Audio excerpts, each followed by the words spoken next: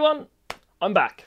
It's me, again, in your face. As promised, I said I was going to do a Q&A, and here it is. I'm so sorry it took so long for it to get here. Life has just got in the way. We've been in lockdown again. I'm homeschooling children. I'm teaching lessons online. It's a nightmare. But I'm here, and I'm ready. Now, the first thing I want to say before we get into anything is I am very disappointed because I put out there that you could ask me anything you wanted. You all gave me such sensible questions. You could have asked anything at this point, anything. For example, you could have asked me, would I rather eat grass or my own arm hair? You could have asked me, which nipple do I prefer? My left or my right? How much would I have to get paid to eat my own But no, you asked me sensible questions. So, okay, that's what you want, that's what you'll get. Here we go. Let's not hang about, let's just get straight into it. I'm just going to pick a random question from a random video. This is from Mutha Samayan. Interesting. Let's try a different one. Let's skip past that one. Let's just go a bit further down on this list. Oh, another one from Mutha Samayan. Sederford. Yes? Okay, let's ignore the random questions. Let's go straight to the questions that you actually wrote on my picture that I put up on YouTube. This first one comes in from Harry's Guitar Time. It's from, and I actually recognize Harry's Guitar Time. You need to go check this kid out. He's on YouTube. He's like quarter of my age. He's flipping amazing. He's doing like grade 5 and grade 6 stuff on the guitar, and he's getting really good. Well worth a watch. One to watch for the future. Go check him out. What do you think is the hardest rock school guitar song to play? Holy begolies. So if I delve into the grade 8 book, I'm going to go with Native Sons. It's a song by Snarky Puppy. If you don't know who Snarky Puppy are, amazing band, really creative, like kind of jazzy, funky, everything actually stuff. The notes are so erratic. Random few notes here and then a random few notes here, and it's like, it somehow doesn't make sense, but it makes sense. So that's why I think that's probably the hardest song. There might actually be a harder one in grade 7. I don't know. And what is your dream guitar? Great question. I picked out two. The first one is this one, the Schecter Hellraiser. Now, this is for my metalhead inside me because I like to think I'm quite eclectic in my taste of music, but I always end up coming back to rock and metal, and this guitar just looks sexy. And I have a Schecter already, and I love it. And the other one I picked out is this one, Rob Scallon's signature guitar, a Chapman guitar. If you haven't heard of Chapman guitars are amazing. They're really good. I've tried a few of their other guitars out, and they are amazing. They play so nicely. And I'm just a fan of Rob Scallon, who's a YouTuber. I hope that answers your question, Harry Guitar Time. Let's see if we've got some questions on Instagram. This one comes in from Shoraya9001. How to join / create a band, or can join a band with the Rock School certificate. Joining a band is one of those things. It's better to join bands with people you know. Find your friends. But if you haven't got any friends like me, there are websites you can go to where they link up people. And this is just what came up on my Google search when I searched it. Now, in terms of the importance of the Rock School certificates, the truth is the main thing they're going to be there for is just so people know your level. They know how good you are. You can turn up somewhere. If someone says, oh, come and audition for a band, say, look, I'm grade 2 on the guitar. It gives them an idea of what level you're at straight away. I don't know if Rock School themselves actually have a system for doing that. If they do, you need to tell me because I'm not sure. But the second thing she says, what are the advantages of having the Rock School exams, or what I can do with these certificates? It would be great if you see them. If I see them?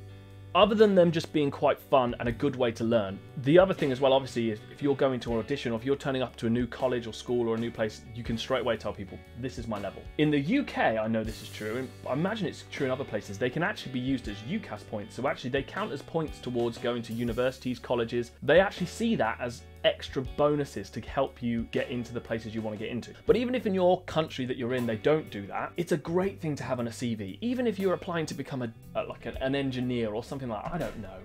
Any job you're applying for, nowadays, they don't want to just see that you're good at the thing that they need. They want to see that you've got a little bit of something else. If you can show them, not only am I a creative person, but also, look, I'm dedicated. Look at this. I went through all these grades. I got to grade 7. Massive one for the CV. I hope that answers your question. Shoroya.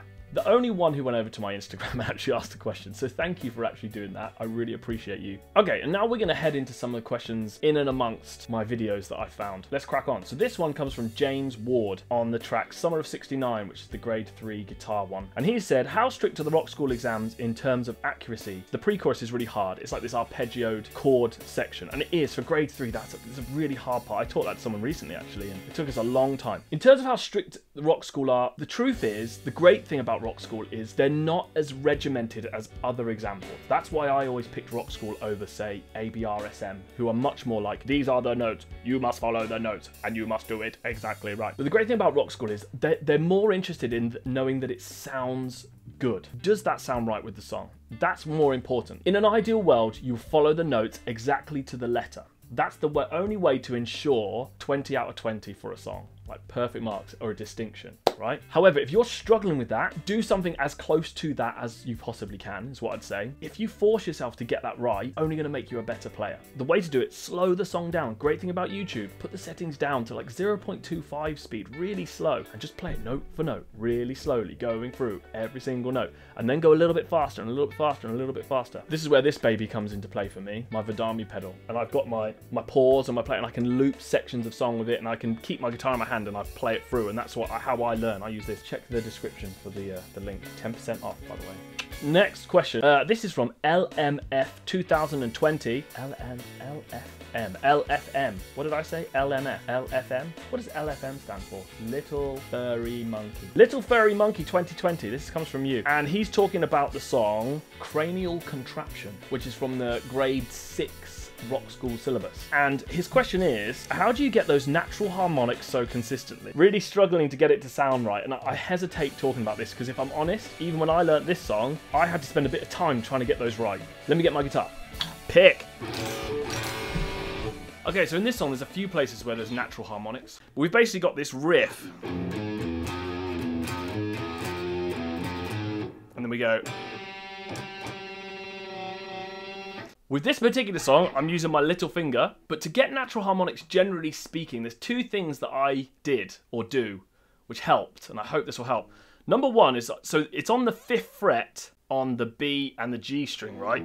And what I'm doing is I'm not actually putting my finger behind the fret line, I'm actually putting my finger over the fret line. So rather than being here, in between the lines, of 4 and 5, I kind of move it up to here. And you'll find it's a bit easier to get it just moving it up over that line is the first thing I would do. The second thing is obviously the pressure you're putting on the string. So with natural harmonics, you're barely touching the string. And it's one thing being able to do it on its own, but it's when you've got it with that, that's when it gets really hard. But the truth is here, there's no easy way around it. Practice. Again, like I said with the other one, put the song slow. Okay, let's just fire up some random questions. This one comes from Sandhya Thiyari. Sorry.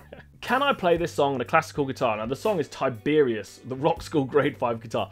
It wouldn't suit the song very well. It's like a rock metal-y song, but on your own, you can do whatever the hell you like. If you don't have an electric guitar and you just want to learn the song, just learn the song. Just play it on an acoustic, play it on electric, whatever you want. But if you're going to do it for an exam, you have to do it on the electric. This is an electric guitar piece. It's from the electric guitar grade. I'm dying. But there is actually an acoustic guitar grade, so it's something to think about. Next question comes from Oliver Davies. Do they change the songs very frequently? My book doesn't have this masterpiece. And what he's talking about is Country Boy grade 8 guitar. They change it, I think, every 6 years. And what they did, in 2012, they released a grade book, which had 6 Rock School pieces, which were written by Rock School. And then in 2018, they kind of, instead of bringing out brand new songs, they kept the old songs and added 6 more. This is one of the ones that was added to the original 6 from 2012. Brain. So, although all of the songs you can use for the grade, that's what they do. So I think the next book will come out in 2024. So, and I don't know what they'll do. They might have brand new songs. I'm not sure. Next question comes from Isabel G on the grade 6 guitar song, If I Ain't Got You. Such a nice song this one is. Is this to be played without a pick? I think this particular song probably is. I don't think there's anything wrong with playing without a pick. For certain songs like this, I will put the pick down, or at least hybrid pick. If you don't know what hybrid picking is, it's when you have the pick and you use your fingers at the same time. Watch some people playing it online. I don't think I've filmed myself. I haven't learnt this song, I don't think, so it's not one I've done. Okay, next question. That was lame. Next question, please. John Oakley. hi John Oakley, when you commented on Ziggy Stardust grade 6 drums. Where is the video of the drummer? Question mark, question mark, question mark, question mark. I think I have recorded this one. If you check the grade 6 playlist, so if you go on my channel, go on playlists, go on grade 6 drums, I think I've got it on there. I've not done a video of all the songs because it just takes time to learn it and I'm a very busy man. But I think it's on there somewhere. I think that's what you're asking. Next question. Harsha Karada. How much money you earn monthly through YouTube? None of your damn business. Oh, fine.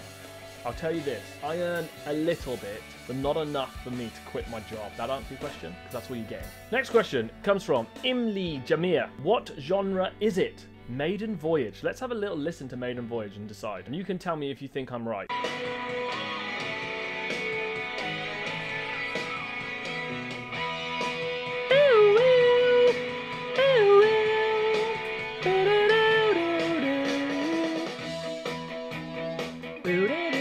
Yeah, I know this song. Rock pop. I know that's like the worst genre to put anything into because it's so like non-specific, but it really is. It's got like kind of some rocky elements. It's got a bit of distorted guitar in there. Like then it's got the massive keyboard part at the start.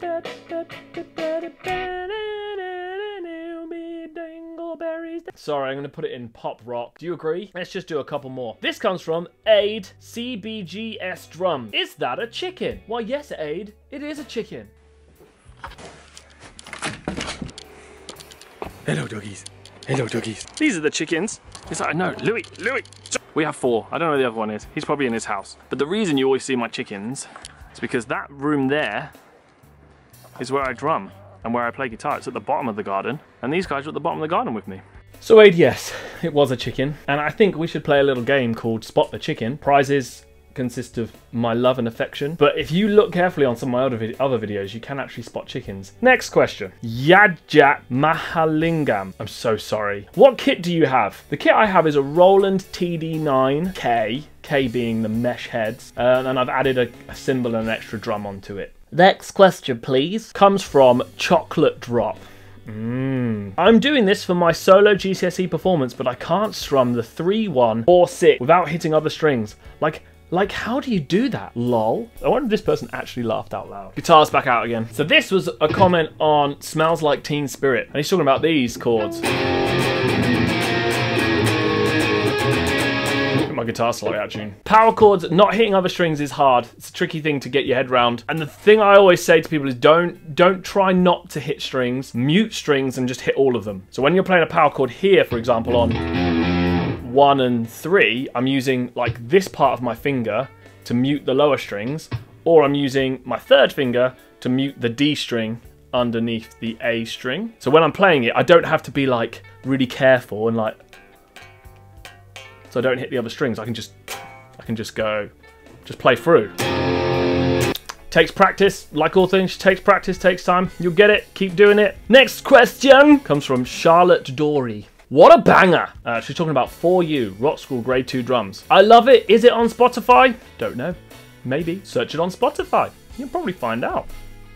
Next question comes from EJ Lepore. Hello, Atom. That's me, A. Tom. May ask, how do you make these notations with moving vertical line? I use a program called Guitar Pro for the drums, for the ukulele, for all of them. Guitar Pro, and I write up all the notes. Takes me quite a long time, and then I record my screen and I have to take it over to another program and turn it into a video, which also takes a lot of time, put the backing track underneath it. It's a big long process, but that's kind of how I do it. That probably doesn't help, but there you go. Guitar Pro is a great program to use, even if you're not wanting to do stuff like this. I find it really useful just for learning songs. Like I write bits out and figure things out, especially if I'm coming up with solos and drum fills and things, just like how can I fit this in? It's great, but it's a complicated program and it's definitely not free. And I think we're going to leave it there. Let me know in the comments below anything else you want to know. Got a silly question for me? Let me know that too. I love hearing your feedback. I love hearing everything you want to know, everything you want to do. Gives me ideas for what I can put out here on the channel. If there's anything that you want to see, let me know. I'm trying to keep up with as many videos as possible. I've been doing a video every day for 1.5 years now, so working hard. On that note, I'm going to love you, going to leave you. Don't forget to subscribe. Don't forget to hit like. And I'll see you all again soon. Hopefully.